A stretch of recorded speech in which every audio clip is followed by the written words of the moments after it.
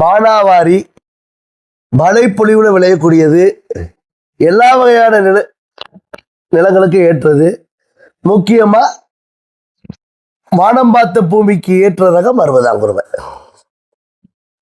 பாசன நிலப்பரப்புலையும் பயிர் செய்ய கூடாதுன்னு இல்லை, ஏன்னா அவங்களுக்கு பாசன வசதி இல்லை, பெய்கிற மழையில தான் விளைய வைக்கணும் அப்படின்னு சொன்னா நம்ம 60ஆம் குருவை தான் தேர்ந்தெடுக்கணும். குறைந்த நாள்ல விளைச்சலை கொடுத்துரும்.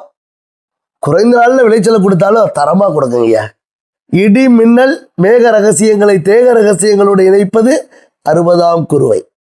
ஆக முளைப்பு திறன் எளிமையாகக்கூடியது, விளையும் திறன் எளிமையாகக்கூடியது, சூரியனுடைய ஆற்றலை கவரக்கூடியது, சந்திரனுடைய ஆற்றலை கட்டமைக்கக்கூடியது. அப்ப எல்லாமே வீரியமா இருக்கும். அதனாலதான் 60ஆம் குருவை. அப்ப 90 நாட்கள்ல உங்களுக்கு நிறைவு செய்யப்பட்ட வாழ்க்கைய சொல்லுது. அப்ப 60 நாள் மழை பெய்ஞ்சாலே அடுத்த 30 நாள் தாக்கு பிடிச்சு விளைச்சலை கொடுக்கறதுனால இது 60ஆம் குருவை. அப்ப வண்ணமும் சிறப்பாக, எண்ணமும் சிறப்பாக, தின் பண்டங்களும் சிறப்பாக இந்த 60ஆம் குருவை மலைவாழ் மக்களுக்கு ஒரு வரப்பிரசாதம், மானவாரி மக்களுக்கு ஒரு வரப்பிரசாதம். ஆக எண்ணியவை எண்ணியாங்கு எழுதிப்படும் என்கின்ற இயற்கை கோள்களுக்கும் இது ஒரு வரப்பிரசாதம். ஏன்னா ஒரு மண்ணுல விளைஞ்சாதான் கோள்களுக்கு கூட ஆற்றல் கிடைக்குயா. எல்லாரும் விவசாயினா சாதாரணமா நினைச்சிடறான். விவசாயி விளைய வைக்கிற விவசாய தாவரவியல் கொள்கை தான் கோள்களை இயக்குதுன்னா யாராவது நம்ப முடியுதா?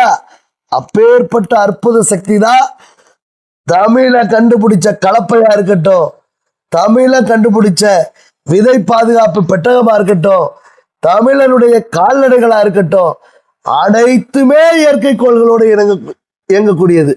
அதனால இயற்பியல், வேதியியல், உயிரியல் இயக்க ஆற்றலை சமைப்படுத்தினால் இயற்பியல் சிறப்பாகி வேதியியல் பிறக்கும். இயக்க ஆற்றல் வேதியியலும் சிறப்பா இருந்தா உயிரியல் சிறப்பா இருக்கும். இயற்பியல், வேதியியல், உயிரியல் சிறப்பா இருந்தா இனப்பெருக்கம் சிறப்பா இருக்கும். இனப்பெருக்கம் சிறப்பா இருக்கணும்னா 60ஆம் குருவை சிறப்பா இருக்கும். 60ஆம் குருவுக்கு பெயரிட்டா அனைத்து நிலத்திலும் பாரம்பரிய நெற்கள் விளையும் பொழுது நமது தமிழ் பாரம்பரியம் தலை தொங்கும். தலைமுறை காக்க சந்ததிகளுக்கு பாரம்பரிய அரிசிகளை பயன்படுத்துங்கள். எப்பொழுதும் பண்பட்ட வாழ்வியலை உலகுக்கு அர்ப்பணியுங்கள். இறைவன் வாழ்வதற்கும் இயற்கை வாழ்வதற்கும் பாரம்பரிய அரிசிகிறத நெஞ்சனுபத்தி சொல்லணும். நன்றி.